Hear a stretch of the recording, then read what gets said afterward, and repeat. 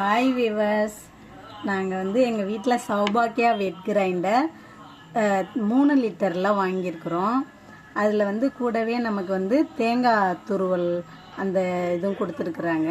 அதனால் 2 யூஸாக இருக்குது. கூடவே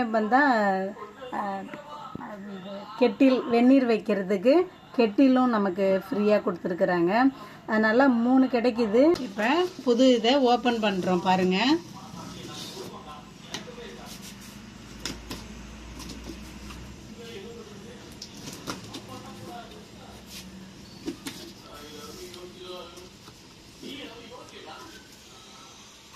மேலே இருக்கிற அது பாதுகாப்புக்காக இந்த அட்டை கொடுத்துருக்குறாங்க.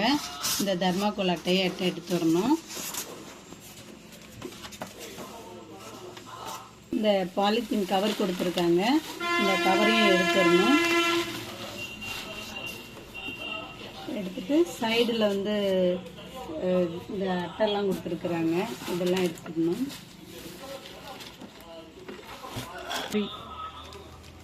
இந்த மூடி பாருங்க, நல்லா வெயிட் இல்லாமல் ஈஸியாக இருக்குது. ஃபைபரில் தான் கொடுத்துருக்குறாங்க. அதுக்கு பார்த்தா இது இந்த திருகை இந்த திருக்கிட்டு இதை எடுத்துட்டு இதை எடுக்கணும். இதெல்லாம் பாருங்கள், இது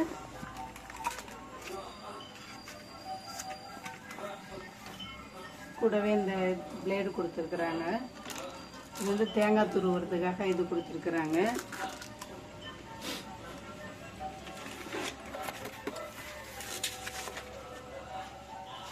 இதெல்லாம் பாருங்க, இந்த மண்ணெல்லாம் இருக்குது. இந்த கல் செய்யும் போது இருக்கிற மண்ணெல்லாம் பாருங்க. இதெல்லாம் நம்ம க்ளீன் பண்ணணும். அதை நான் எப்படின்னு காட்டுறேன். இதில் இதுதான் மோட்ரு, இது சுவிட்சு. இதை நம்ம கழட்டி அப்படியே கழுவிட்டு வரலாம். இந்த டாப் எடுத்துகிட்டு போயிட்டு இதை கழுவிட்டு வந்துட்டு இப்போ சுவிட்ச் ரேஷன் அரிசி தான் போடுறேன்.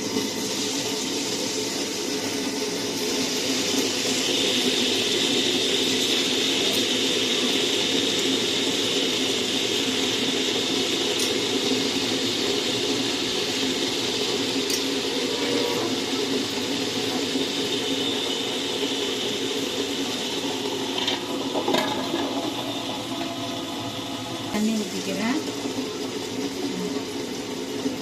நான் போட்டு ஒரு 5 நிமிஷத்துலேயே மாவு அரைச்சிடுச்சு. நல்லா சுவிட்ச் ஆஃப் பண்ணிவிட்டு இதை எடுத்துட்டு பாருங்கள், நல்லா மஞ்சிடுச்சு பாருங்கள். ஈஸியாக சீக்கிரத்தில் ஆகிடுது. நமக்கு அது மாதிரி ரொம்ப நாள்.